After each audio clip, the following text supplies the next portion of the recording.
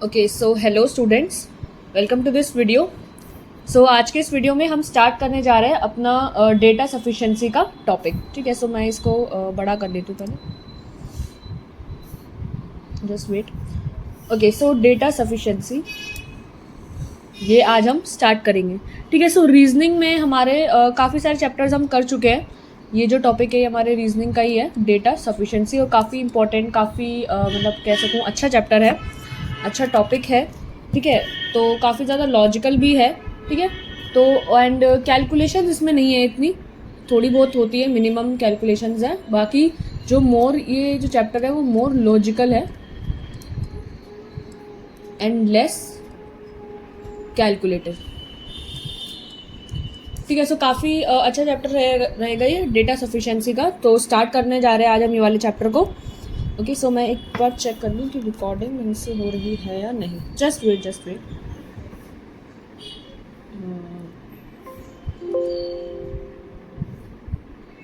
Okay चलो बिना time waste करे हम स्टार्ट करते हैं। ठीक है, इंट्रोडक्शन। तो सबसे पहले पढ़ते हैं कि क्या है डेटा सफिशिएंसी का मतलब क्या है। तो सबसे पहले अगर आप इसके नाम से ही समझो, डेटा सफिशिएंसी यानी आपको जितना डेटा क्वेश्चन में गिवन है, क्या वो डेटा इतना सफिशिएंट है जिससे आप उस जो क्वेश्चन में आंसर पूछे जा रहे हैं या क्वेश्चन पूछे जा रहे हैं उसका आंसर कर सको। ठीक है, डेटा सफिशिएंसी के क्वेश्चन इसी टॉपिक पे रहते हैं। सबसे पहले इंट्रोडक्शन पढ़ते हैं कि क्या बोल रहा है। First point, in the reasoning section of various competitive exams, especially bank PO, some questions are asked from data sufficiency. Okay, कुछ क्वेश्चन इससे भी आते हैं रीजनिंग में। It should be noted that data sufficiency questions are not new topics in themselves. All you have to do is to analyze the given data and see if you can get the answer to the question using the given data. इसमें यही बोला गया है कि आपकी reasoning में section में कुछ डेटा सफिशिएंसी भी क्वेश्चंस आते हैं एंड ये कोई नया टॉपिक नहीं है आपका। ठीक है, इस डेटा सफिशिएंसी क्वेश्चन में करना क्या होता है, बेसिकली आपको क्वेश्चन में कुछ डेटा गिवन होता है, आपको बताना होता है कि क्या ये डेटा सफिशिएंट है, यानी या क्या इस इतने से डेटा से आप बता सकते हो क्वेश्चन का आंसर। ठीक है, second point, a typical data sufficiency question contains a problem followed by statements numbered 1 and 2, sometimes 3, containing certain data or information which may be required for solving the given problem. So in this type of question, we are required to determine whether the problem can be solved with the help of the data provided in the first statement and or the second statement. Thus, this type of question judges the candidate's ability to determine the information necessary to solve a given question. So, बहुत अच्छी बातें लिखी हुई है इसमें। नहीं लिखा हुआ है कि आपके क्वेश्चन का फॉर्मेट कैसा रहेगा। इसमें आपको एक तो स्टेटमेंट, एक तो प्रॉब्लम गिवन होगी सबसे ऊपर, और उसके बाद 2 स्टेटमेंट गिवन होगी, कभी कभार 3, बट मोस्टली आपको 2 स्टेटमेंट गिवन होगी, और उसमें भी कुछ ना कुछ डेटा गिवन होगा। आपको उन दोनों स्टेटमेंट को पढ़ के कुछ ऑप्शन भी गिवन होंगे, आपको बताना होगा कि क्या आपको सिर्फ पहली स्टेटमेंट से ही आंसर पता चल गया था, दूसरी स्टेटमेंट की कोई ज़रूरत नहीं थी, या दोनों स्टेटमेंट ज़रूरी है किसी क्वेश्चन का आंसर करने के लिए। तो ये सब चीज़ें आपको उस क्वेश्चन में आंसर करनी पड़ेंगी। ये जो टाइप के क्वेश्चन होंगे, ये आपकी कैंडिडेट की एबिलिटी को जज करता है टू डिटरमाइन कि क्या जो इन्फॉर्मेशन आपको गिवन है वो नेसेसरी है भी या नहीं to solve a given type of question. ठीक है, आई होप ये जो क्वेश्चन है डेटा सफिशिएंसी होता क्या है, किस तरीके के क्वेश्चन आपसे पूछे जाएंगे और किस तरीके का आपका आगे का फेज होने वाला है, ये आपको समझ में आ गया होगा। Okay after introduction we discuss some topics. ठीक है, तो कितने टाइप, मतलब कितने तरीके से टॉपिक्स पे आपके ये डेटा सफिशिएंसी के क्वेश्चंस पूछे जा सकते हैं। अल्फ़ाबेट के केस में पूछे जा सकते हैं, डेट से रिलेटेड पूछा जा सकता है, डेज से related, relationships, comparison, ages, coding, decoding, direction sense, sitting arrangement, distance and miscellaneous भी है इसमें। ठीक है, ये कितने जो टॉपिक्स है ना, इतने सारे केसेस में, मतलब इतने डिफरेंट केसेस में आपसे क्वेश्चंस को पुट अप किया जाएगा और आपको बताना पड़ेगा। मतलब आपको जो डेटा सफिशिएंसी यानी जो आपको प्रॉब्लम गिवन होगी वो किस किस चीज़ों से रिलेटेड हो सकते हैं, वो अल्फ़ाबेट से रिलेटेड भी हो सकती है, डेट से, डे से, रिलेशनशिप, इन सब से रिलेटेड हम एक एक क्वेश्चन करेंगे। चिंता मत करो, ये लिखा ही नहीं है सिर्फ मैंने, इसके आगे भी मैंने इसको सबको पूरे 11 के 11 टॉपिक्स पे कैसे आपके डेटा सफिशिएंसी के क्वेश्चन पूछे जा सकते हैं वो मैंने इसमें ऐड करे हुए स्लाइड में। ओके सबसे पहले स्टार्ट करने से पहले कुछ ऐसे पॉइंट्स जो आपको याद रखने बहुत ज़्यादा ज़रूरी है। Points to remember.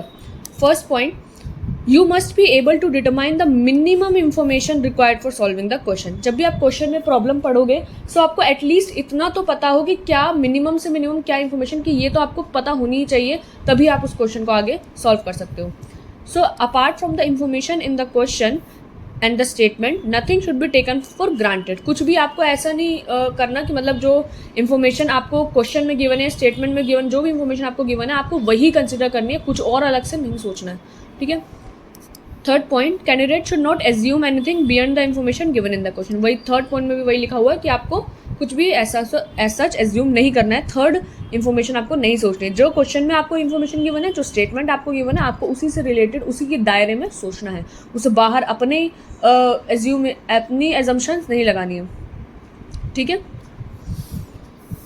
Okay, so format of question. अब क्वेश्चन किस तरीके का फॉर्मेट का आएगा, आपको हम क्वेश्चंस थोड़ा मतलब इसके बाद जस्ट क्वेश्चन नहीं करेंगे, थोड़ा पहले मैं बता देती हूँ, फिर जो मेन क्वेश्चंस है जो मैंने सिलेक्ट करे हुए हैं, कुछ 15-20 क्वेश्चंस हैं मैंने लिए हुए हैं, वो आगे हम पढ़ेंगे। पहले तो फॉर्मेट पढ़ते हैं, फॉर्मेट कैसा आएगा। सो डायरेक्शंस दी होती है आपको, each of the following questions below consist of a question and 2 statements number 1 and 2। वही मैंने बताया हुआ था कि आपको सबसे पहले क्वेश्चन, एक प्रॉब्लम गिवन होगा और उसके साथ आपको 2 स्टेटमेंट्स गिवन होंगी, number 1 and 2। You have to decide whether the data provided in the statements are sufficient to answer the question और नॉट, ठीक है। सो ये सब आपको बताना होगा। ओके, सो लाइक आपको क्वेश्चन इस तरीके का गिवन होगा कि read both the statement and give the answer, ठीक है। सो आपको लाइक 2 स्टेटमेंट, जैसे यहाँ पर एक प्रॉब्लम गिवन है क्वेश्चन में, आपको सबसे पहले एक प्रॉब्लम गिवन होगी, ठीक है, देन आपको यहाँ पे 2 स्टेटमेंट गिवन होगी उस प्रॉब्लम से रिलेटेड, फिर आपको ये ऑप्शंस गिवन होंगे और आपको बताना है कि क्या फर्स्ट वाली जो स्टेटमेंट है वो मतलब काम की ही नहीं है उस प्रॉब्लम से रिलेटेड, या आपने जो आंसर करना है क्वेश्चन को उसमें फर्स्ट स्टेटमेंट का यूज़ था ही नहीं, या सेकंड स्टेटमेंट का यूज़ नहीं था, या दोनों स्टेटमेंट को आप यूज़ करोगे तभी जाके आप आंसर कर पाओगे। तो ऐसे ऐसे कुछ यहाँ पे ऑप्शंस गिवन है। सो फर्स्ट पॉइंट पढ़ते हैं, क्या बोला है।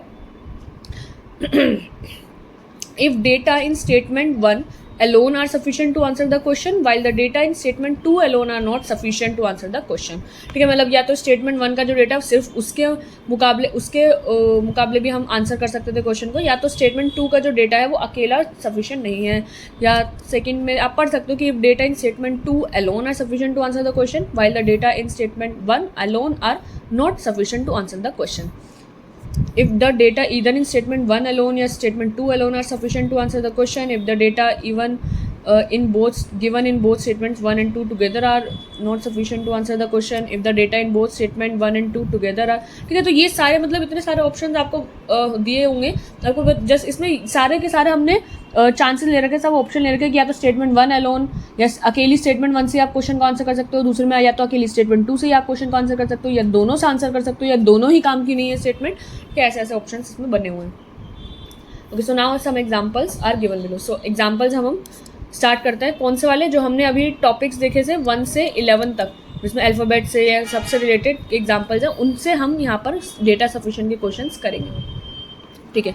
तो मैं एक बार और दिखा देती हूँ, यहाँ पर जो हमने अभी डिस्कस किया था अल्फ़ाबेट्स, डेट्स, डेज, ठीक है, इन सभी 11 पॉइंट से रिलेटेड मैंने वहाँ पर स्लाइड्स बनाई हुई है, ठीक है। सो स्टार्ट करते हैं फर्स्ट से अल्फ़ाबेट्स। सो कैसे अल्फ़ाबेट से रिलेटेड मिलाकर आपको कैसे डेटा सफिशिएंसी के क्वेश्चंस गिवन हो सकते हैं, पहले उस पर चर्चा करते हैं, ठीक है। तो अल्फ़ाबेट्स क्वेश्चन गिवन है आपको कि what is the code for school if apple are return as 50 and 44 is code for सीना, ठीक है। तो सॉल्यूशन नहीं देखेंगे, पहले आप क्वेश्चन को समझो, या आपको जस्ट एक एग्जांपल दे रखा है, अभी मेन क्वेश्चंस जो है वो आगे हैं, ठीक है। तो पहले इन क्वेश्चंस को समझते हैं, फिर जाके हम आगे तो क्वेश्चंस करेंगे ही। So what is the code for school, school का कोड क्या होगा, अगर आपको फर्स्ट स्टेटमेंट गिवन है कि apple are return as 50 and second statement given है 44 इज कोड फॉर सीना। सो देखो, अगर आप सॉल्यूशन में देखो, सो एप्पल देखो APPLE, जो इंग्लिश अल्फ़ाबेट्स है, इंग्लिश अल्फ़ाबेट्स में इंग्लिश अल्फ़ाबेट्स, ये अल्फ़ाबेट्स है, ठीक है। इसमें कितने होते हैं टोटल लेटर्स, आपके जो टोटल लेटर्स होते हैं वो 26 होते हैं, ठीक है, 26 टोटल लेटर्स होते हैं। सो अगर आप सबकी नंबरिंग निकालो, सो A फर्स्ट पोजीशन पे होता है, सो A इज़ 1, P आपका 16th पोजीशन पे होता है, आप गिन सकते हो हाथ पे, मैंने आपको मतलब पहले भी ऐसे टॉपिक्स कराए हैं जिसमें हमने ये लेटर्स की पोजीशनिंग का पता होना चाहिए, सो ये उसी से रिलेटेड है और आई होप ये आपके लिए न्यू नहीं है। सो ये भी 16 पर आ जाएगा। एल जो होता है आपका 12th नंबर पे होता है एंड ई 5 नंबर पे होता है। सो आप इन सबको ऐड करोगे ना तो ये आपका 50 ही आएगा। तो यानी यहाँ पर जो ये 50 गिवन है वो बेसिकली इनकी पोजीशन से रिलेटेड ऐड करके गिवन है। ऐसे ही आप सीना का भी करोगे। सो सीना का आप यहाँ देख सकते हो S4 19, E4 5, E4 5, N4 14, उन सबका ऐड करोगे तो 44 आएगा। सो अगर आप अब दोनों से समझ में आ गया कि कोड कैसे निकाले गए हैं तो आप ऐसे ही स्कूल का भी निकाल सकते हो। सो स्कूल का आप करोगे सो SCHOOL। S क्या होता है 19, C क्या होता है 3, H क्या होता है 8, O 15th पोजीशन पे होता है, ठीक है, और L अभी हमने देखा था 12th पोजीशन पे होता है। इन सबको ऐड करोगे आप तो आपका आएगा 72 एंड दैट्स योर आंसर, ठीक है। सो ये जो 72 है यही आपका आंसर है, ठीक है। सो आई होप ये वाला क्वेश्चन आपको समझ में आ गया होगा, अल्फाबेट से रिलेटेड कैसे डेटा सफिशिएंट के क्वेश्चंस को पूछा जा सकता है, ठीक है। तो इसमें भी क्वेश्चन वो वाला नहीं है लाइक जैसे उसमें हमने पढ़ा ना कि क्या स्टेटमेंट 1 ज़रूरी थी या कि स्टेटमेंट 2 ज़रूरी थी, वो नहीं है। अभी जस्ट आपको समझाया जा रहा है कैसे क्वेश्चन आपके आ सकते हैं, ठीक है। सो डेट से रिलेटेड कैसे क्वेश्चन आएगा। क्वेश्चन क्या है, on which date of a particular year was Aryabhata commissioned into earth's orbit, ठीक है। सो किस डेट पर पर्टिकुलर मतलब किस पर्टिकुलर ईयर के किस डेट पर आर्यभट्ट ने जो अर्थ के ऑर्बिट का बताया था। So first is China's secret services claim that it was between 7th and 10th of May and Japan's space research scientists claim that it was between 5th and 10th May. So China वाले कह रहे हैं 7 से 10 के बीच में हुआ था ऐसा, और जापान वाले कह रहे हैं 5 से 10 के बीच में हुआ था ऐसा, ठीक है। तो यहाँ पे ये सॉल्यूशन डी, तो ये मत देखना ये डी सॉल्यूशन, क्योंकि मैंने यहाँ पे ऑप्शंस नहीं लिखे हैं, ठीक है। ऑप्शंस थे इसमें बट मैंने लिखे नहीं, क्योंकि पहले जब मैं अगर समझा रही हूँ तो फिर क्या ऑप्शन डालना इसमें। सो ये डी मत देखो, मैं बस यहाँ समझा देती हूँ आंसर क्या है। सो देखो फ्रॉम स्टेटमेंट 1 से अब डेट क्या बोली जा रही है, 7 से 10 के बीच में बोला, बिटवीन बोला गया है ना।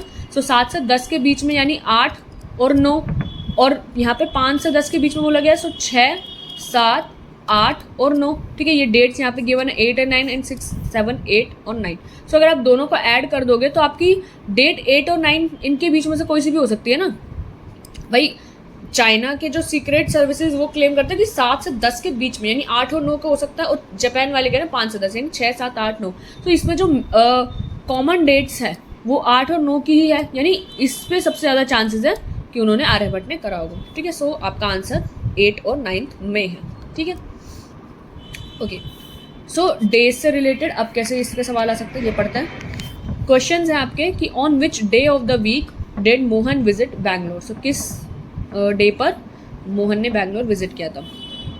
First, Mohan took leave on Wednesday and Mohan visited his brother on Friday the previous day of his visit to Bangalore. So Mohan ने छुट्टी ली थी वेंसडे को। अब देखो छुट्टी ली थी वेंसडे को, हो सकता है वेंसडे को गया हो, बट ज़रूरी भी तो नहीं है ना कि वेंसडे को ही गया हो। And Mohan visited his brother on Friday. So Friday को विजिट किया the previous day of his visit to Bangalore, यानी उसके विजिट करने से पहले वो गया, मतलब समझ लो ना, फ्राइडे को था तो फ्राइडे को तो वो विजिट करने गया प्रीवियस डे यानी पहले वाले दिन, जब उसने बैंगलोर गया, बैंगलोर जाने से पहले वो उससे मिलकर गया था। और यहाँ पर मोहन ने छुट्टी ली है वेंसडे को। So from taking leave is not a sufficient condition. ये वही बात वही लिखी हुई है कि लीव ले लेने का मतलब ये नहीं कि वो बैंगलोर उसी वक्त गया, हो सकता है वो बाद भी गया हो for visiting Bangalore. So hence statement 1 is not sufficient. So statement 1 तो सफिशिएंट नहीं है। So from 2 Mohan visited Bangalore on Saturday, क्योंकि स्टेटमेंट 2 से डायरेक्ट आपको पता चल रहा है कि मोहन अपने भाई से फ्राइडे को मिलने गया था, कब, the previous day of his visit to Bangalore, यानी जब जिस दिन बैंगलोर गया उससे एक दिन पहले। तो आपको साफ पता चल रहा है अगर वो फ्राइडे को मिलने गया था तो यानी वो उसके अगले दिन सैटरडे को अपने सैटरडे को तो बैंगलोर गया था, फ्राइडे को अपने भाई से मिलकर आया, ठीक है। सो आपका स्टेटमेंट 2 ही alone is sufficient to answer this question. Statement 1 is not required, okay, ठीक है। रिलेशनशिप में कैसे क्वेश्चन आ सकते हैं कि like how is Pratibha related to Suresh, ठीक है। प्रतिभा और सुरेश का रिलेशन कैसे पता चलेगा। पहला गिवन है कि Suresh mother is Pratibha's mother in law, Suresh की जो मम्मी है वो प्रतिभा की सास है, ठीक है। तो इससे तो आपको पता चल रहा है हस्बैंड वाइफ है। Suresh is the only son of Sushila who is Pratibha's mother in law, तो दोनों ही वही बात कह रहे हैं कि सुरेश की माता का नाम है सुशीला एंड प्रतिभा की जो सास है, तो दोनों ही वैसे तो आपकी फर्स्ट स्टेटमेंट भी आपकी आंसर कर सकती है अकेले इन दोनों का रिलेशन को, और सेकंड स्टेटमेंट भी आपके अकेले आंसर कर सकती है. So from first, mother of Suresh is the mother in law of Pratibha, that means Suresh is either husband या ब्रदर इन लॉ ऑफ प्रतिभा. अच्छा, यहाँ पे ब्रदर इन लॉ भी इंट्रोड्यूस किया हुआ है कि मान भाई सुरेश की मदर जो है प्रतिभा की मदर इन लॉ है. सुरेश की जो मदर है वो प्रतिभा की सास है. हो सकता है दो भाई हो तो देवर हो सकता है, जेठ हो सकता है, कुछ भी हो सकता है. But here Suresh is the husband of Pratibha because Suresh is the only son of Sushila. अगर यहाँ पर अगर ये लिखा हुआ है Suresh is the only son of Sushila, तब तो फिर हस्बैंड वाइफ का रिलेशन हो जाएगा. लेकिन ऊपर क्या है, वहाँ पर अलग है, वहाँ पे सन का कुछ ऐसा दिया नहीं है. तो अगर सुरेश का भाई भी हुआ तो भी सुरेश की जो मदर होगी वो प्रतिभा की सास होगी. अगर सुरेश और प्रतिभा में मतलब लाइक भाभी या देवर का संबंध भी होगा तो इससे फर्स्ट स्टेटमेंट अलोन आंसर नहीं कर पाएगी, बट सेकंड आंसर कर सकती है. So answer is B. ठीक है, तो आपको समझ में आ रहा होगा किस तरीके के क्वेश्चन है, कितना डेटा सफिशिएंट है, कितना डेटा सफिशिएंट नहीं है क्वेश्चन को आंसर करने के लिए. क्वेश्चन कंपैरिजन से रिलेटेड, क्या among Nitin, Amit, Sudesh and Sujata who came last for the programme. ठीक है, कौन लास्ट आया आपको बताना है इन चारों में से. ठीक है, पहली स्टेटमेंट में गिवन है कि Nitin come after Amit but not after Sujata. So Nitin आया किसके बाद है, अमित के बाद आया. सो अमित के बाद नितिन आया, सो अमित के बाद नितिन आया, तो अमित तो लेट आया ही नहीं हो सकता. ठीक है, but not after Sujata, Sujata से तो पहले ही आया. तो सुजाता से पहले आया तो नितिन मतलब लेट नहीं आया. तो इन्हीं दोनों में से कोई हो सकता है. Rekha come after Sujata but not after Sudesh. Rekha जो है सुजाता के बाद आई है, सुजाता के बाद आई है तो यानी सुजाता लेट नहीं है. रेखा कहाँ से आ गई, come after but not after Sudesh. तो इसमें एक और है, रेखा भी है, यहाँ पे लिखा नहीं है. ठीक है, सो रेखा सुजाता के बाद आई है बट नॉट आफ्टर सुदेश, लेकिन सुदेश से पहले नहीं. तो यानी रेखा लेट नहीं आई, सुदेश जो है वो लेट आया है. ठीक है, सो फ्रॉम स्टेटमेंट 1 से आपको पता चल रहा है. अब आप यहाँ पर ये इतना कुछ बनाने की जरूरत नहीं है, पहले कौन आया दूसरा कौन आया, बट हमें बस ये बताना है लास्ट कौन आया. सो लास्ट जो है वो सुदेश आया है. सो आंसर इज ये सुदेश. ठीक है, पढ़ सकते हो आप, आपको अगर निकालना हो तो आप निकाल भी सकते हो. ठीक है, तो अब क्वेश्चन नंबर 6 क्या कह रहा है. क्वेश्चन नंबर 6 कह रही हूँ, टॉपिक नंबर 6 है एजेस का. सो among P Q R S and T, among P, Q, R, S, T, each having different age, who is the youngest among them. ठीक है, तो इनकी सबकी एज जो है वो यंग है, मतलब इन सबकी डिफरेंट एज है. आपको बताना है इनमें से यंगेस्ट कौन है, यानी छोटा कौन है.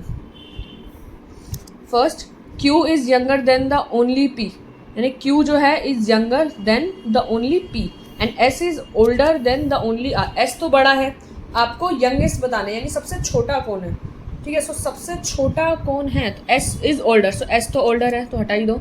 Then the only R, and Q is younger than the only P. तो यहाँ पर आप थोड़ा देखो, यहाँ पे रिलेशन तो बनाना पड़ेगा आपको एज का. सो फ्रॉम फर्स्ट से क्या कह रहा है, P is the oldest and Q is the second oldest. P आपका सबसे बड़ा है, Q आपका उससे थोड़ा छोटा है. सो P और Q तो नहीं होंगे. 2 से आपको पता चल रहा है R is the youngest and S second youngest है. सो R is the youngest and S is the second youngest, क्योंकि S जो है is older than the only R. ठीक है, सो आपका आंसर B हो जाएगा. 7th है आपका कोडिंग डिकोडिंग से रिलेटेड. सो कोडिंग डिकोडिंग में कैसा आएगा क्वेश्चन की, how is must return in a code language. So must देखो, कोडिंग डिकोडिंग में आपको पढ़ा चुकी हूँ पहले. ठीक है, आपको काफ़ी सारे टॉपिक्स में पढ़ा चुकी हूँ, डायरेक्शंस और कोडिंग डिकोडिंग, आपका ब्लड रिलेशंस. ठीक है, ये सब आप कर चुके हैं. आई होप ये वीडियोज़ आपने देखी होगी या आपको पता होंगे इन टॉपिक्स के बारे में. सो कोडिंग डिकोडिंग में क्या है कि how is must return in a code language. Okay, so पहले स्टेटमेंट गिवन है कि यू मस्ट सी को आप कैसे लिखोगे, ला पा नी. ठीक है, ऐसा करके कुछ लिखा है यू मस्ट सी को, एंड डिड यू सी को इन्होंने लिखा हुआ है जो नी पा. एंड फिर सेकेंड में यू डिड दैट को उन्होंने लिखा है this in that code language. So अगर आप स्टेटमेंट 1 से देखोगे, सो यू मस्ट सी को इन्होंने दिस ये लिखा हुआ है, डिड यू सी को इन्होंने ये लिखा हुआ है. सो यू आपका यहाँ पर भी है, यू आपका यहाँ पर भी है, यानी जो आप, और सी भी है आपका यहाँ पर कॉमन एंड कॉमन. ठीक है, सो 2 चीज़ यहाँ पे कॉमन है आपकी, यानी नी और पा. तो यानी मस्ट क्या हो जाएगा आपका, सिंपल ला LA. ठीक है, तो यहाँ से आप निकाल सकते हो वी मस्ट आपका LA आ गया, हैंस 1 अलोन इज सफिशिएंट. ठीक है, सिर्फ स्टेटमेंट 1 ही आपकी सफिशिएंट है, but statement 2 is not even remotely connected with must. So answer is A, क्योंकि यहाँ पे मस्ट कुछ ऐसा है भी नहीं, तो आपका इसलिए A है. और आई होप ये वाला क्वेश्चन आपको समझ में आ भी गया होगा, ठीक है। Okay, so direction test. Direction test में क्या है, क्वेश्चन है आपके towards which direction is Q from R, किस डायरेक्शन में, towards which direction is Q from R, R से क्यू किस डायरेक्शन में है, ठीक है। Q is exactly to the east of M, Q is exactly to the east of M, यानी east में एम के, एम जहाँ पर भी है क्यू उसके ईस्ट में है, तो क्यू इसके ईस्ट में शायद यहाँ होगा, and M is exactly to the south of R, R to the south of R, R कहाँ है लेकिन, ओके। सो अभी देखो यहाँ पर कुछ बनाए हुए हैं इन्होंने। सो एम, ये तो समझ में आ रहा है एम जो है क्यू के कुछ ईस्ट में है, and M is exactly to the south of R. तो अगर आप स्टेटमेंट 2 से देखोगे आर और एम इसके साउथ में है, तो यानी आर एम क्यू ऐसे कुछ रिलेशन है, तो Q is toward south east of R. समझ लेना है कि कैसे आया है, बाकी तो ठीक है। सो क्वेश्चन नंबर 9 नहीं, आपका 9th टॉपिक, ठीक है। 9th टॉपिक जो है आपका सिटिंग अरेंजमेंट से रिलेटेड है, सिटिंग अरेंजमेंट, ठीक है। सो क्वेश्चंस क्या है कि in a row of boys facing north who is on the immediate right of Nishikant. 1 minute रुको,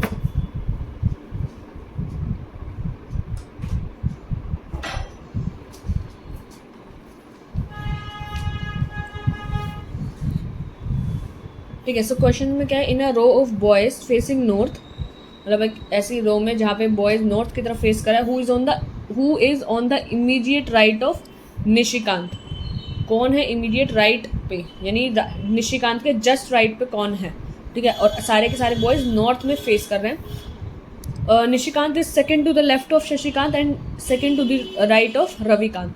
सो निशिकांत जो है second to the left of के, लाइक कितने बंदे हैं ये, 1 2 3 4 5 लोग हैं ये, ठीक है।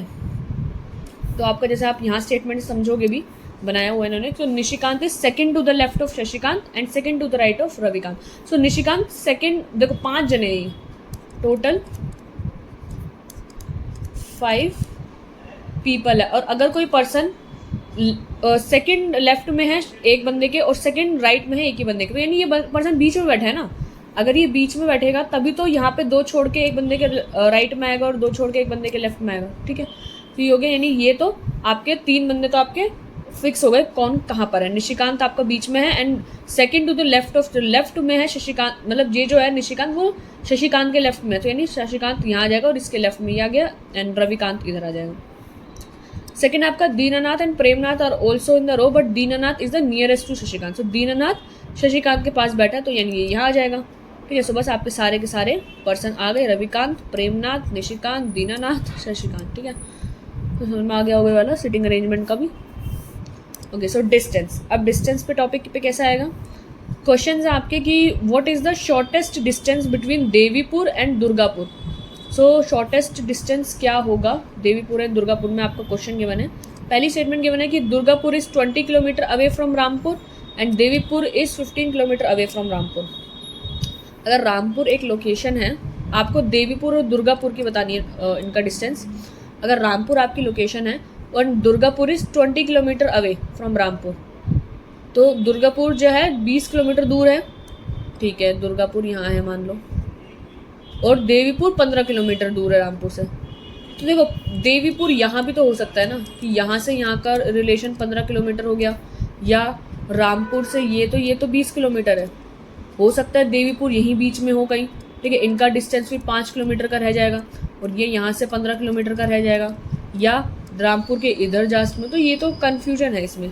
सो we have no idea about the location of Durgapur, Devipur and Rampur का, क्योंकि डिस्टेंस बिटवीन दुर्गापुर रामपुर का एंड देवीपुर रामपुर का are not enough to locate the places. आपको समझ में आ गया होगा, देवीपुर तो दोनों साइड हो सकता है, 15 किलोमीटर 20 किलोमीटर हो सकता है, 20 किलोमीटर 15 किलोमीटर दोनों अलग अलग हो, ठीक है। केस आपको समझ में आ रहा होगा ना, हो सकता है 15 किलोमीटर ये रामपुर और ये 20 किलोमीटर हो, या सेकेंड केस ऐसा हो सकता है कि आपका रामपुर यही है, ये डिस्टेंस आपका जो 20 किलोमीटर का है और यही डिस्टेंस आपका 15 किलोमीटर का हो जाए। सो यहाँ तो डिस्टेंस आपका 5 का आ जाएगा, बट यहाँ तो बहुत ज़्यादा आ जाएगा। सो इसका कोई आंसर नहीं है, ठीक है। सो 11th पॉइंट मिसलेनियस, यानी आप कुछ भी मिला के भी आ सकता है। Like how many boys and how many girls are there in the school X. So कितने बॉयज़ कितने गर्ल्स हैं, अगर आपको बताया हुआ है कि in school there are 158 students and there are more girls than boys. So 158 total students हैं एंड गर्ल्स ज़्यादा है, बॉयज़ कम है, and only 1/11 of the girls wear glasses while 1/7 of the boys wear glasses। 1/11 of the girls यानी total girls का 1/11 glasses पहनती है, but glasses पहनने से क्या मतलब फ़र्क पड़ता है। तो अगर आप देखो फ्रॉम फर्स्ट एंड सेकंड से, there are only 2 ways of expressing the number 158 as a sum of multiple of 7 and a multiple of 11। अच्छा, इसमें कैसे बोला गया कि लाइक यहाँ पे बोला गया 1/11 of girls, 1/11 of total girls and 1/7 of total boys. ये कौन लोग हैं जो ग्लासेस पहनते हैं, ठीक है। सो आपका जो गर्ल्स होगी वो कोई पॉइंट में तो होंगे नहीं, मतलब ऐसा तो होगा नहीं ना कि 11.5 गर्ल्स हैं, 0.5 कौन सी गर्ल होती है, ठीक है। तो होगा तो कोई एक परफेक्ट नंबर ही यहाँ पर, और बॉयज़ भी आपका एक कोई नेचुरल नंबर होगा। सो टोटल गर्ल्स और टोटल बॉयज़ आपका अगर नेचुरल नंबर हो तो यानी ये इससे पूरे कट जाने चाहिए। सो टोटल गर्ल्स कुछ 11 का मल्टीपल होगा एंड टोटल बॉयज़ आपका कोई 7 का मल्टीपल होगा, ठीक है। सो यानी टोटल गर्ल्स ज़्यादा है, टोटल बॉयज़ कम है, एंड 11 और 7 का मल्टीपल भी हो एंड आपके टोटल स्टूडेंट 158 हो, तो यानी आपका जो नंबर होगा वो या तो इस फॉर्म में हो सकता है 147 + 11 = 158 या 70 + 88 = 158। ये ही दोनों ऐसे नंबर है जो 7 और 11 दोनों के मल्टीपल हैं, ठीक है। सो आपका बोला गया था गर्ल्स ज़्यादा है, बॉयज़ कम है। सो आपका जो the number of boys must be 70 while the number of girls is 88, ठीक है। सो ये हो जाएगा केस ये वाला, ठीक है। सो आई होप ये वाला भी क्लियर होगा आपको। ओके, सो अब क्वेश्चन को स्टार्ट करने से पहले, मेन क्वेश्चंस को स्टार्ट करने से पहले कुछ पॉइंट्स जो आपको पता होना चाहिए। पहला, to solve questions of data sufficiency you should have clear concept of almost all basic chapters of reasoning. अच्छा, तो इसको समझने से पहले तो आपको सारे चैप्टर्स पता होने चाहिए रीजनिंग के, सबका आपको नॉलेज होना चाहिए। क्यों? क्योंकि अभी आपने देखा इसमें कोडिंग, डिकोडिंग, सीटिंग अरेंजमेंट, ठीक है, ब्लड रिलेशन के भी कुछ क्वेश्चंस हैं, रिलेशनशिप वाले, एंड डेज है, डायरेक्शंस हैं, ठीक है। तो ये सब हम अलग अलग टॉपिक वैसे पढ़ के आए हैं, इसमें सब मिक्स है। सो इसलिए इन क्वेश्चंस को करने के लिए आपको क्लियर कंसेप्ट होना चाहिए इन सब रीजनिंग के चैप्टर्स का। You can not assume anything beyond the information, ठीक है, आप कुछ एज्यूम नहीं कर सकते ऐसा कुछ बाहर का। You should check every statement properly because sometimes statement one alone are sufficient to answer the question। बहुत ध्यान से आपको दोनों स्टेटमेंट को चेक करना है और ये चेक करना है कि क्या सिर्फ इस स्टेटमेंट के मुकाबले भी आपका क्वेश्चन को सॉल्व किया जा सकता था या नहीं, ठीक है। Fourth, sometimes statement two alone and sometimes either of the statement is able to answer the question. So यह हो सकता है कभी कभार स्टेटमेंट टू ही आंसर कर दे या कभी कभार दोनों स्टेटमेंट ही इतनी एबल हैं कि वो क्वेश्चन को आंसर कर सकती हैं। Fifth point, sometimes in question more than 2 statement are given. कभी कभार क्वेश्चन में 2 से ज़्यादा स्टेटमेंट भी गिवन होती है। So in this type of question you should be more attentive because from any of the statements और combination of any of the statement the answer can be found, ठीक है। ये बातें ध्यान में होगी। अब हम करेंगे मेन क्वेश्चंस। मैंने इसमें आई थिंक टोटल 23 क्वेश्चन हैं इसमें, ठीक है। टोटल 23 क्वेश्चंस में कुछ 2 सेट हैं। आई थिंक कि मैं आपको ये 2 सेट करा दूँ, बाकी के जितने भी सेट होंगे क्वेश्चन के, कई क्वेश्चन सेट वाइज होते हैं। जैसे यहाँ पे लिखा है ना क्वेश्चन 1 to 5, आपको क्वेश्चन एक पहले इसकी इन्फॉर्मेशन फॉर्मेट जैसे मैंने आपको दिखाया था डायरेक्शंस का, कि आपको क्वेश्चन नंबर 1 to 5 को आंसर करना पड़ेगा इस स्टार्टिंग की इन्फॉर्मेशन के बेस पर, ठीक है। सो आपके 1 to 5 करके ऐसा आपका एक सेट आता है, सेट 1, ठीक है। ऐसे ही आपके मैंने 4 सेट लिखे हैं, शायद 4 या 5 सेट, ठीक है। अगर 5 सेट होते हैं तो मैं आपको 3 करा दूंगी, अगर 4 सेट होते हैं तो मैं 2 करा दूंगी, ठीक है। बाकी के 2 आप करना, ओके। चलो ठीक है, स्टार्ट करते हैं अपने ये वाले क्वेश्चन से। क्या कह रहा है? Each of the following questions below consist of a question and 2 statement numbered 1 and 2 given below it. Okay, so you have to decide whether the data provided in the statement are sufficient to answer the question or not. ठीक है, read the वही है सब same चीज़ें। पहला कि if the data in both the statement 1 and 2 together are necessary, या if the statement in 2 alone he answer कर सकता है, statement 1 की ज़रूरत ही नहीं है, या statement 1 अकेला आंसर कर सकता है, 2 की ज़रूरत नहीं है, या if the data in both statement 1 and 2 are not sufficient, या दोनों ही statement sufficient नहीं है, या data in statement 1 alone are sufficient to answer while in data statement 2 alone, या फिर दोनों ही अपने अपने नज़रिए से आंसर कर सकते हैं क्वेश्चन को। ठीक है, ठीक है। सो यहाँ से स्टार्ट हो रहा है आपका क्वेश्चन नंबर 1। क्वेश्चन नंबर 1 से 5 तक आपके सेट वाइज क्वेश्चन है, आपको बताना क्वेश्चन नंबर 1 से 5 तक कि क्या आंसर कर सकते हैं या नहीं। Okay, so who among A, Q, R, S and T is the tallest. So A, Q, R, S, T, इनमें से आपको बताना है कौन जो है टॉलेस्ट है, सबसे लंबा है। पहली स्टेटमेंट कह रही है कि S is not the tallest, R is taller than A। S is not the tallest, so S तो आपका है ही नहीं, एंड R जो है बड़ा है A से, सो R A से बड़ा है, यानी A भी नहीं है आपका, R बड़ा है A से, बट R का तो अब Q और T से कुछ नहीं दिया हो ना, तो स्टेटमेंट 1 तो अकेली आंसर नहीं कर पा रही। ठीक है, स्टेटमेंट 2 का यूज़ करते हैं। T is not the tallest, so T is not the tallest and A is taller than Q। A जो है Q से बड़ा है, सो A Q से बड़ा है, तो यानी Q भी छोटा है। अब देखो A जो है वो Q से बड़ा है, यानी Q छोटा है, लेकिन R तो A से भी बड़ा है ना, सो यानी R सबसे बड़ा है, R इज़ द टॉलेस्ट। तो आपने एक चीज़ देखी, दोनों स्टेटमेंट का यूज़ करा तभी जाके आप क्वेश्चन को आंसर कर पाए। फर्स्ट स्टेटमेंट से आप आंसर नहीं कर पा रहे थे, एंड अगर आप सिर्फ सेकंड स्टेटमेंट पढ़ोगे तो सेकंड स्टेटमेंट से भी आप सिर्फ सेकंड से भी आप आंसर इसको नहीं कर सकते। इसके लिए ये दोनों ज़रूरी है। ठीक है, तो दोनों स्टेटमेंट होंगी तभी आप इस क्वेश्चन का आंसर कर सकते हो। अब इसका आंसर देख लेते हैं एक बार। ओके, सो इसका आंसर मैंने इसमें लिखा नहीं है, एक सेकेंड रुको, आंसर ऐड नहीं करेंगे इसके, जस्ट वेट एक बार।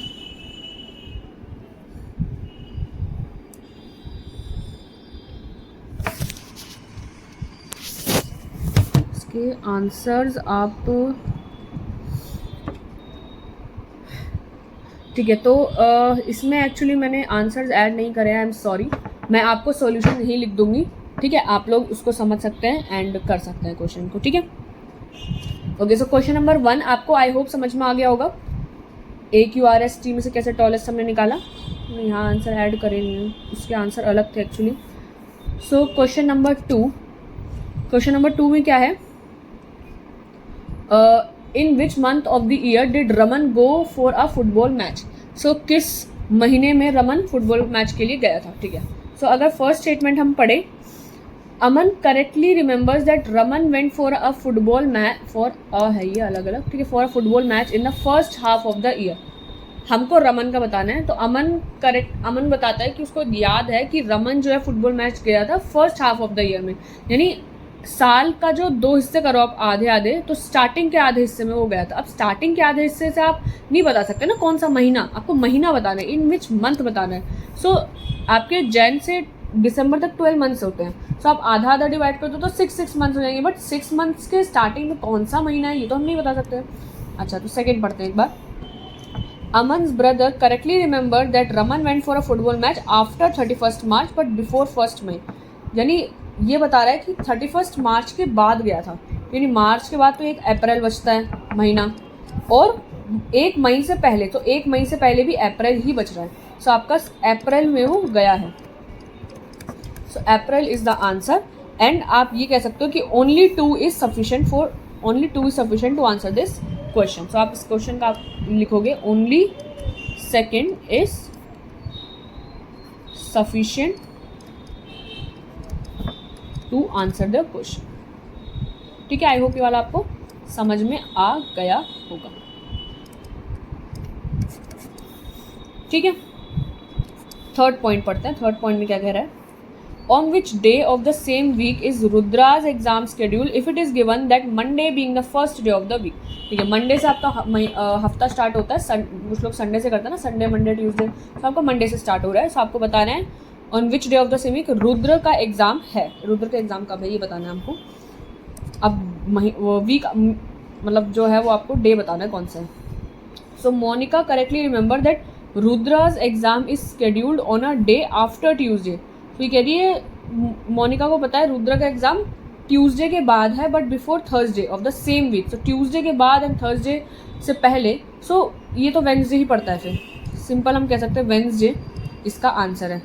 ठीक है, सो आपका यहाँ पर तो सिर्फ स्टेटमेंट फर्स्ट से भी आपने आंसर बता दिया इसका, ठीक है। एंड सेकंड पढ़ते हैं अगर हम, तो Monika's brother correctly remember that Rudra's exam is scheduled on the third day of the week. तो थर्ड डे आप देखो, so Monday, Tuesday, Wednesday. So ये दोनों ही स्टेटमेंट्स आपका आंसर वेंसडे निकल के आ गया, एंड दोनों ही स्टेटमेंट आपकी अकेले अलोन सफिशिएंट है। सो अगर हम यहाँ पे लिखें इसका आंसर, सो आपका यहाँ पर आएगा both statements are alone sufficient to answer the question.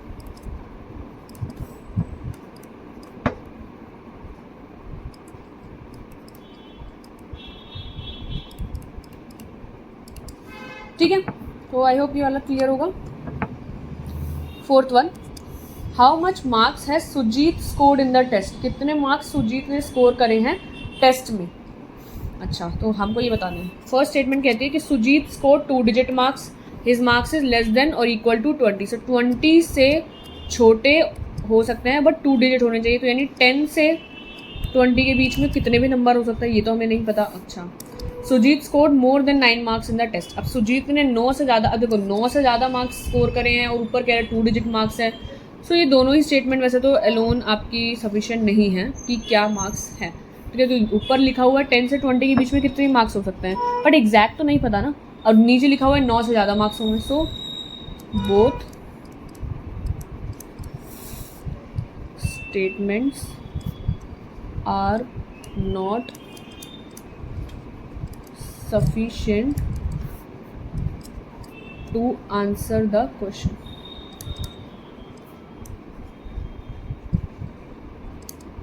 दोनों स्टेटमेंट आपकी सफिशिएंट नहीं है इस क्वेश्चन को आंसर करने के लिए। अच्छा, फिफ्थ पॉइंट, फिफ्थ में क्या है, in which direction is point E. किस डायरेक्शन में पॉइंट ई है and with reference to point S. अच्छा, पॉइंट एस के रेफरेंस आपको बताना है किस डायरेक्शन में पॉइंट ई है।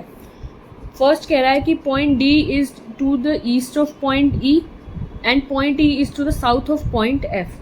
सो पॉइंट डी जो है ईस्ट है, ईस्ट में पॉइंट ई के, यानी ई पॉइंट कहीं पर भी होगा, लाइक ई पॉइंट कहीं पर भी है, पॉइंट डी जो है इसके ईस्ट में। सो ईस्ट में है तो ईस्ट डायरेक्शन तो ये होती है, तो यानी ये तो कुछ ऐसे हो गया ईस्ट। ठीक है, and point E is to the south of point F. Point F के साउथ में, मतलब पॉइंट एफ कहीं पर भी होगा, पॉइंट ई साउथ में, तो यानी एफ ऊपर होगा कहीं, तभी तो ई इसके साउथ में आएगा। ठीक है, एंड पॉइंट आपको बताना है यहाँ से क्या, सिर्फ इतने इंफॉर्मेशन से बता सकते हो पॉइंट ई किस, पॉइंट एस तो देखो इंट्रोड्यूस ही नहीं हुआ, तो with reference to point S की तो बात ही नहीं आई। ठीक है, सेकेंड पॉइंट देखो आप, point F is to the north west of point S. So point F जो नॉर्थ वेस्ट में है पॉइंट एस से, सो पहले पॉइंट एस होगा कहीं और उसके नॉर्थ वेस्ट में पॉइंट एफ है। सो नॉर्थ वेस्ट आपकी ये डायरेक्शन है, यानी नॉर्थ वेस्ट आपकी क्रिस क्रॉस वाली होनी चाहिए। सो एस कहीं यहाँ होगा। अब देखो एस या तो यहाँ हो सकता है इसके ऊपर, या एस इसके यहाँ हो सकता है। आप देखते हैं कहाँ पर है। Point D is to the north of point S. Point D north में एस से, तो नॉर्थ में तो यानी ये ऊपर नहीं होगा, ये नीचे ही होगा। ठीक है, तो कुछ ऐसी पॉइंट पोजीशन है। अब आपको बताना किस डायरेक्शन में पॉइंट ई है with reference to point S. So point S आपका यहाँ है और ये आपका यहाँ है, तो ये नॉर्थ वेस्ट डायरेक्शन है एस की ई से।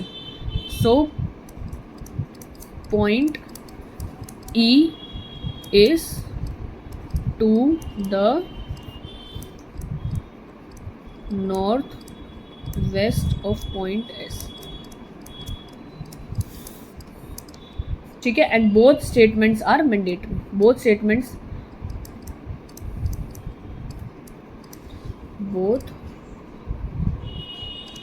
statements are required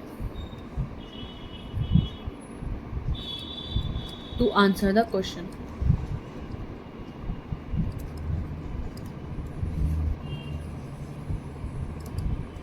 ठीक है, both statements are required to answer the question.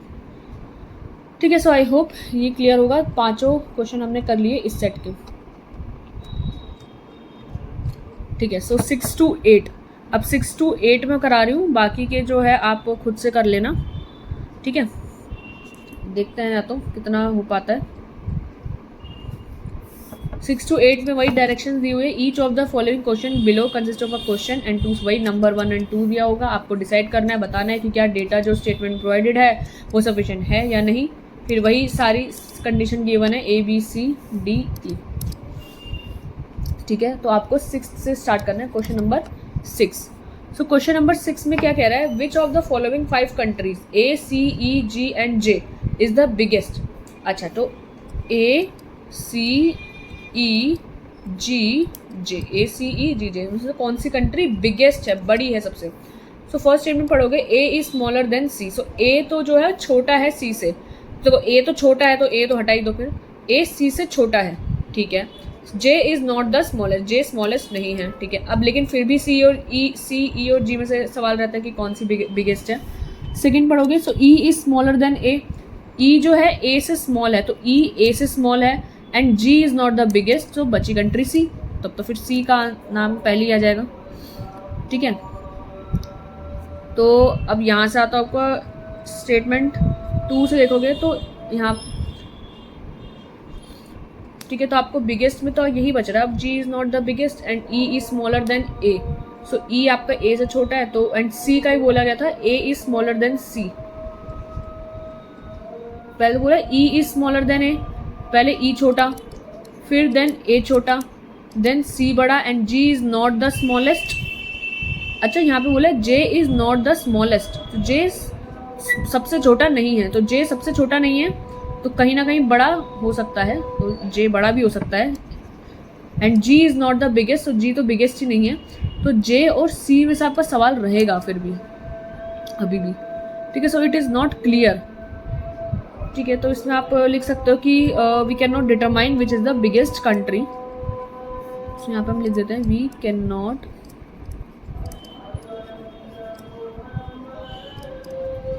Mind which is the biggest country.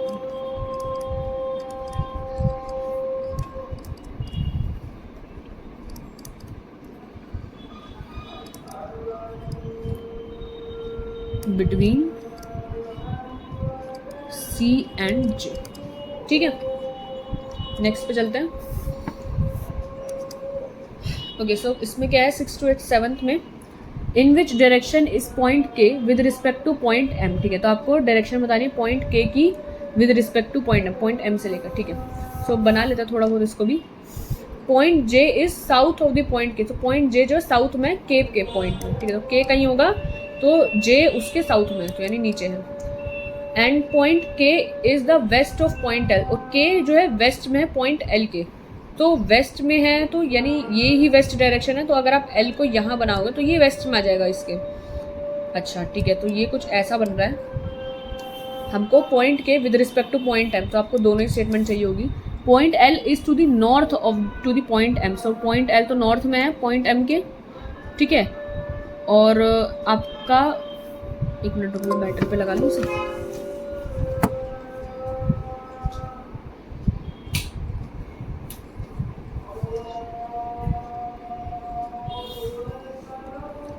Point J is the east of point M, so point J जो है east में है point M के, सो east में है point M के, तो यहाँ पर तो उल्टा पड़ रहा है ये, हम इसको अलग बनाते हैं। L जो है M के नीचे है और J जो है ईस्ट में है पॉइंट M के, सो ईस्ट तो आपका ये पड़ेगा, ठीक है। सो अगर आप देखो इसमें तो J K के नीचे है और L जो है फिर J के इधर आएगा, देखो ये डायरेक्शन ऐसे पड़ेगी L और J के बीच में, और यहाँ L और J की डायरेक्शन उल्टी पड़ रही है, ठीक है। सो यहाँ पर क्लियर नहीं है, फ्रॉम फर्स्ट एंड सेकंड से भी it is not clear point की जो पॉइंट K का जो डायरेक्शन है with respect to point M कहाँ पर है, ठीक है। तो आप इसको यहाँ लिख लोगे, इसका आंसर क्या कि from first and second it is not clear,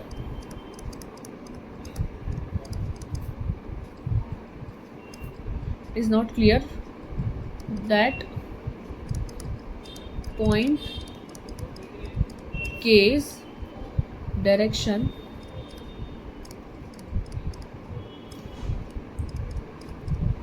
with respect to point M,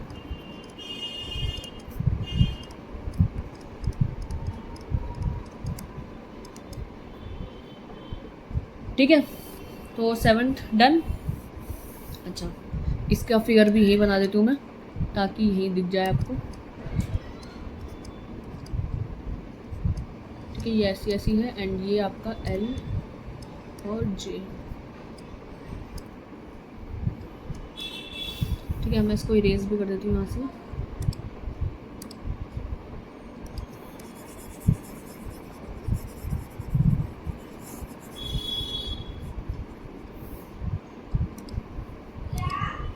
ठीक है, 1 मिनट रुको।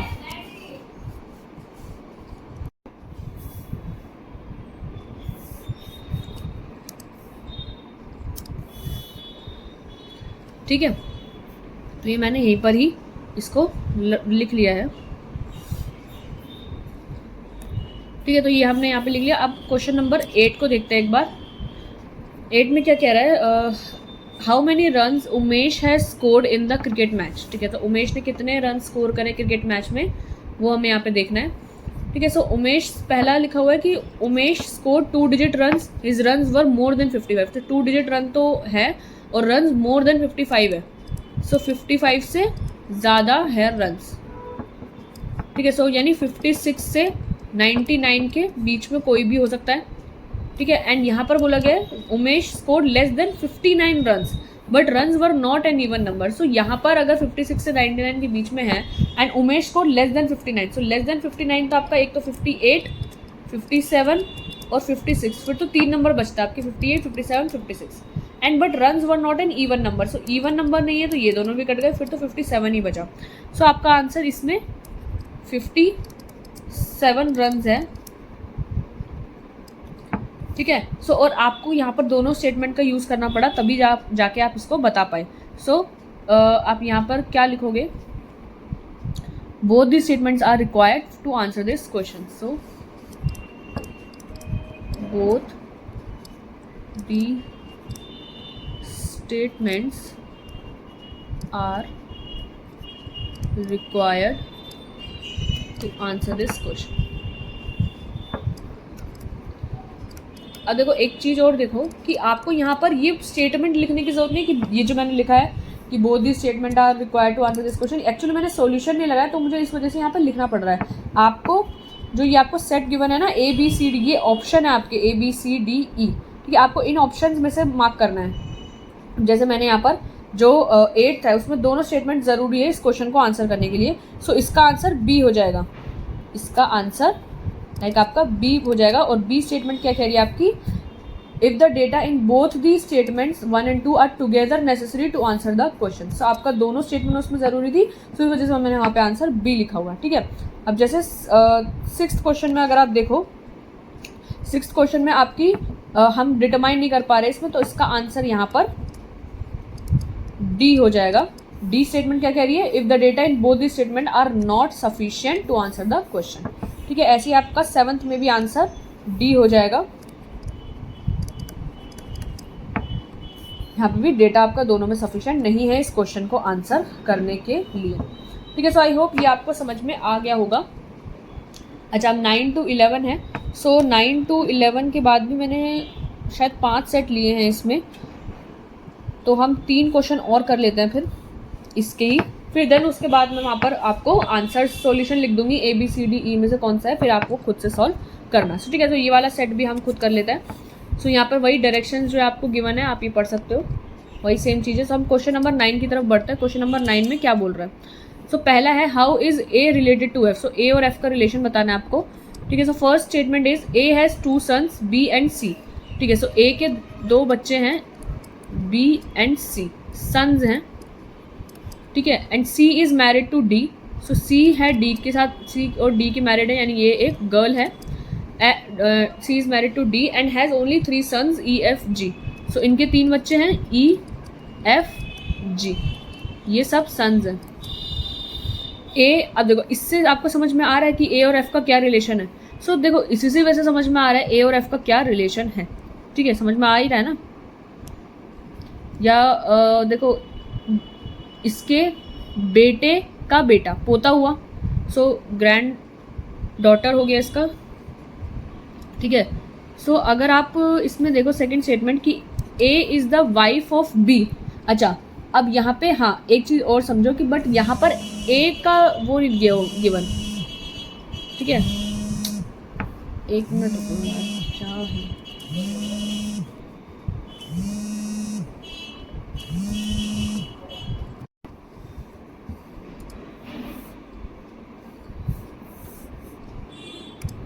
ठीक है।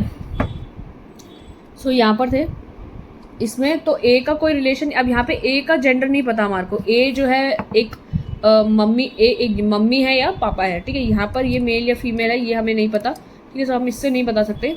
अब यहाँ पर गिवन है A is the wife of B. अब सेकेंड केस में ए वाइफ है, यानी ए एक फीमेल है and B has 2 sons. A is the wife of B. अच्छा, बी और ए यानी ये मेल है ये फीमेल है and B has 2 sons. B यानी इन दोनों के बच्चे हो गए, सी एंड डी, सन्स हैं यानी मेल हैं। And D is married, B has 2 sons, C and D. D is married to E, so D और ई मैरिड है, मतलब ये वाइफ है। And F is the son of E, F is the son of E, यानी इनका बेटा है F, सन। अच्छा, तो यहाँ से तो आपको पता चल रहा है ना। अब ये तो वैसे तो सेम है, सब कुछ को पता है, बट यहाँ पर अब आपको एटलीस्ट ए और बी का वो पता है जेंडर, कि मेल कौन है फीमेल कौन है। इधर बस यही कन्फ्यूजन था कि ए में जेंडर कौन सा ए का, मेल है या फीमेल है, बट इधर आपको सब पता है। तो आप यहाँ पर देख के बता सकते हो ये बेटे का बेटा है, मतलब इसके ए और बी, ए फीमेल है बी मेल है, तो इसके बेटे का बेटा है, यानी ग्रैंड मदर हुई, ठीक है। ए और एफ क्या हुआ, ए और एफ में रिलेशन क्या हुआ, ग्रैंड मदर का, क्योंकि ए फीमेल है। सो आप यहाँ पे लिख सकते हो hence A is the grand mother of F. So A is the grand mother of F, ठीक है। तो इससे हमारा ये वाला क्वेश्चन पूरा हो जाएगा। तो इसका जो ऑप्शन होगा, जो मैं लगाना होगा, इसका ऑप्शन होगा बी। आंसर हो गया इसमें बी, ठीक है। सो बी हो गया यहाँ पर। If the data in statement 2 alone are sufficient to answer the question while the data in statement 1 alone are not sufficient to answer the question, ये इसका आंसर हो गया, ठीक है। सो क्वेश्चन नंबर 10 का आप देख सकते हो। क्वेश्चन नंबर 10 में क्या है, तो देखो यार ये सब सेम वैसे ही होगा। अब आप ये खुद से सॉल्व करें ना, 9, 10 में बहुत सारे क्वेश्चन हैं। मैं इसके आंसर्स आपको यहाँ पर सामने लिख देती हूँ, ठीक है, कि इसके आंसर्स क्या होंगे। सो जो आंसर 10 है उसमें जो इधर आंसर होगा वो है डी, ठीक है। 10th का आंसर है डी, 11th का आंसर है सी। मैं आपको यहाँ आंसर लिख देती हूँ, आप लोग खुद से सॉल्व कर लेना इसको, ठीक है। फिर देन 12 से 14 आपके क्वेश्चंस हैं। सो 12th का आंसर है आपका सी, 12th का आपका आंसर है सी, ओके। 12th का आंसर है सी, बट 13 और 14 तो मैंने लिखे ही नहीं है, ओह माय गॉड। तो ये थोड़ी मिस्टेक है, मैं 12 तक का तो आपको दिया हुआ सी, एंड 15 से 19 का देख लो, थोड़ी बहुत मिस्टेक हो गई है इसको बनाने में, I am literally sorry. 15th का जो क्वेश्चन आपको सामने दिख रहा है आप उनको सॉल्व कर लेना, कोई बात नहीं। क्या हो गया, 2 क्वेश्चन ही तो नहीं है आपके इसमें, बाकी तो बहुत क्वेश्चन लिए हुए हैं मैंने इसमें। सो इसका आंसर है आपका 16th में बी, 17th में जो आपका आंसर है वो है डी,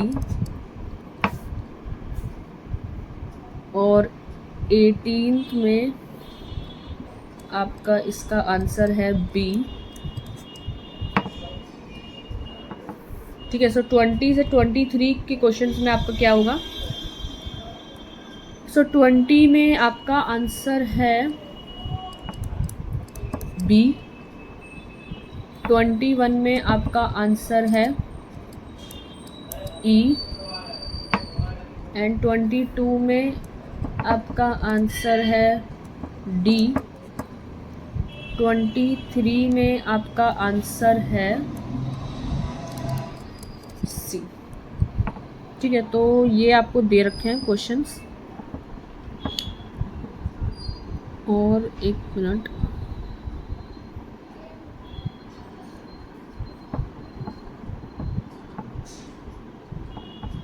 ठीक है। तो इतने ही दिए हुए हैं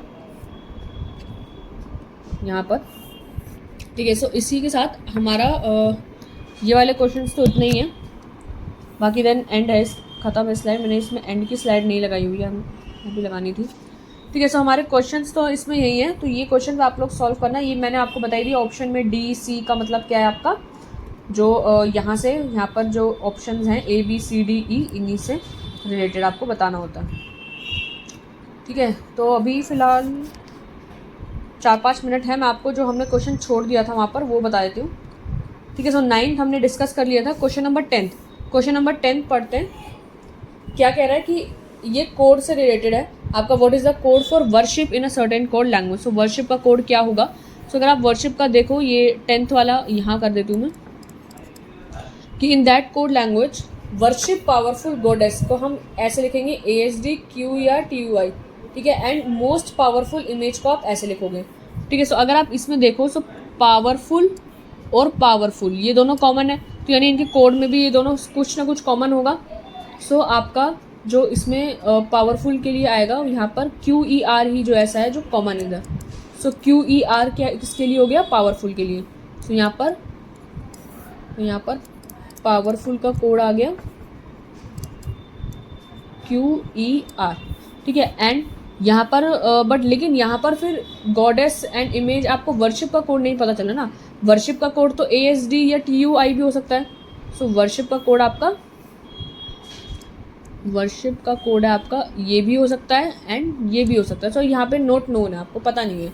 सेकंड स्टेटमेंट अगर आप देखो, इन दैट कोड लैंग्वेज की गॉडेस आर पावरफुल को आप लिख रहे हो ऐसे, एंड मोस्ट प्रीस्ट वर्शिप को आप लिख रहे हो ऐसे।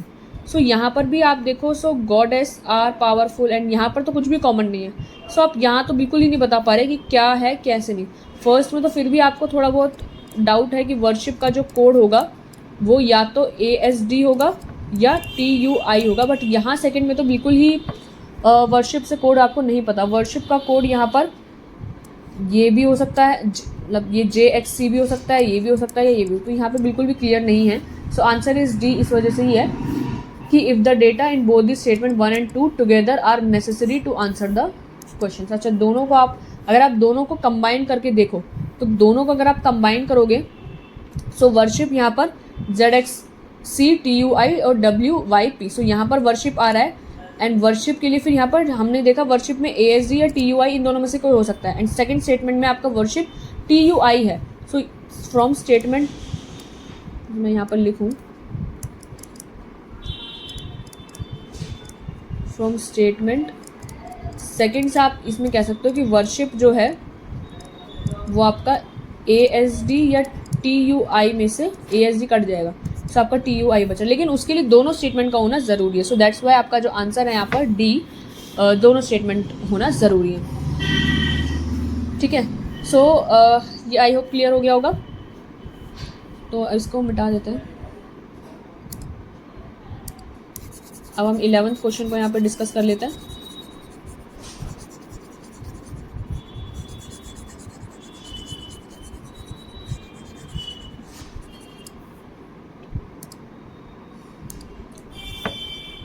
ठीक है, सो यहाँ पे क्वेश्चन नंबर 11 क्या है, what is the direction of R with respect to Q. So R की डायरेक्शन बतानी है क्यू के रिस्पेक्ट में।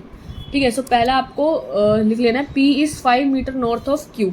सो P जो है नॉर्थ में है क्यू के, सो क्यू कहीं होगा यहाँ, सो P उसके नॉर्थ में है 5 metre. Q is 4 metre west of T।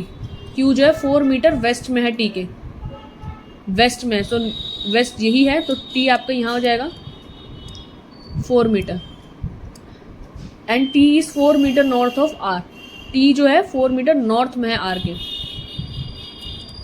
सो ये आपका 4 मीटर यहाँ हो जाएगा।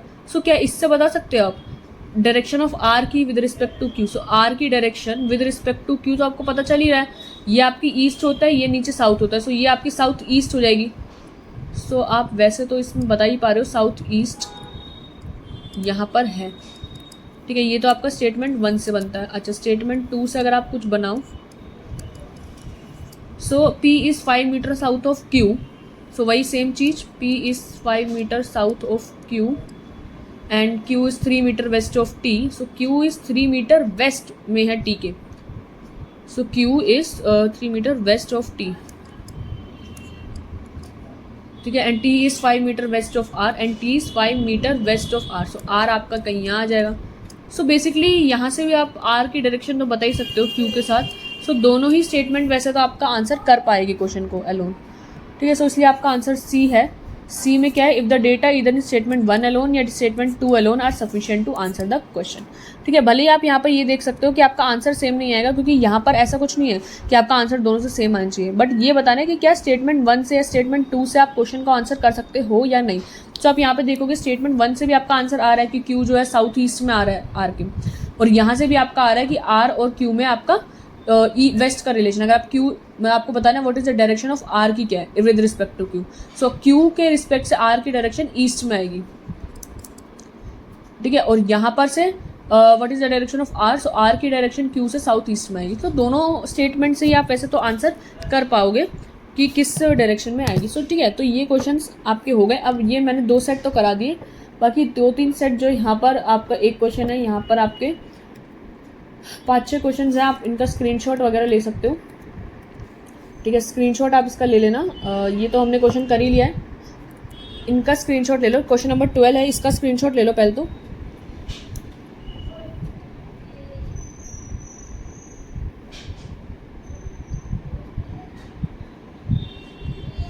क्वेश्चन नंबर 12 का ले लो पहले।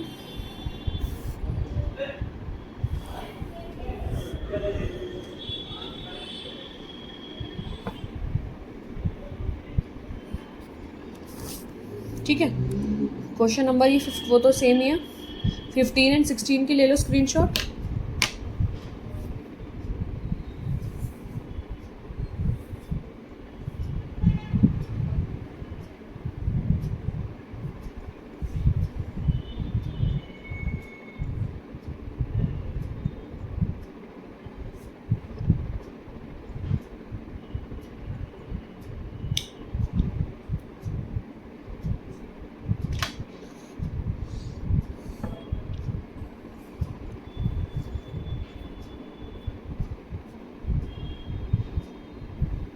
ठीक है, ये ले लिया।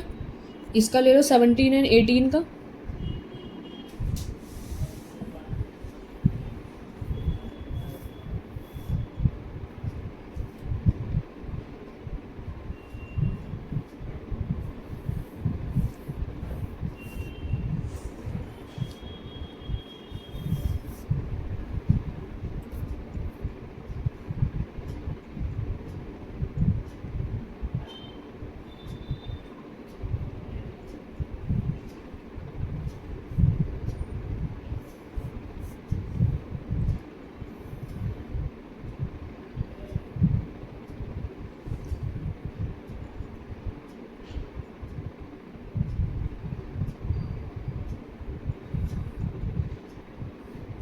ठीक है, ये 20 से 23 में आपका 20 और 21 यहाँ पे लिखा हुआ है, इसका ले लो।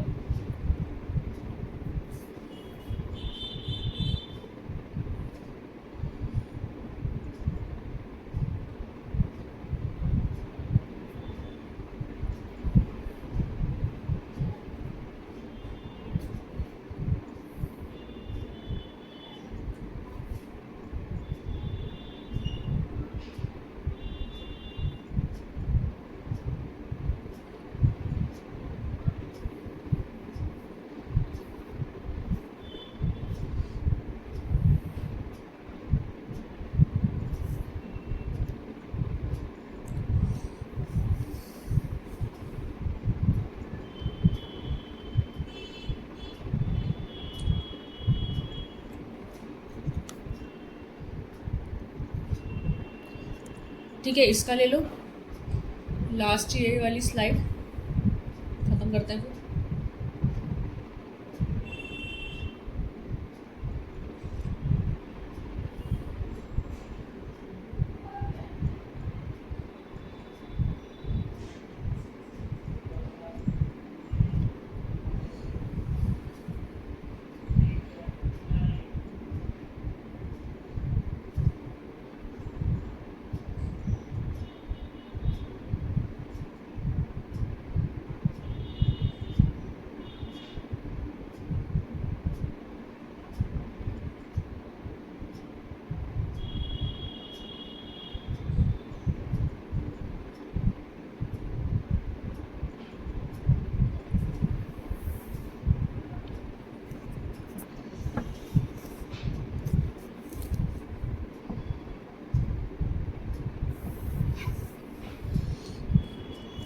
ठीक है, तो ले लिया होगा अब तक।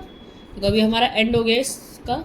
तो हमने काफ़ी सारी चीज़ इसमें पढ़ ली, क्वेश्चंस करे काफ़ी सारे, ठीक है। एंड देन इससे पहले हमने इसके जो कितने टॉपिक्स होते हैं अलग अलग वो पढ़ लिए थे। एग्जाम्पल में फॉर्मेट क्या आता है वो पढ़ लिया। ये सारे के सारे टॉपिक्स पढ़ लिए, इंट्रोडक्शन एंड डेटा सफिशिएंसी। आज इसका चैप्टर का एंड होता है, ठीक है। तो मिलते हैं नेक्स्ट वीडियो में, नेक्स्ट टॉपिक ऑफ रीजनिंग के। Okay, good bye. जस्ट रुको।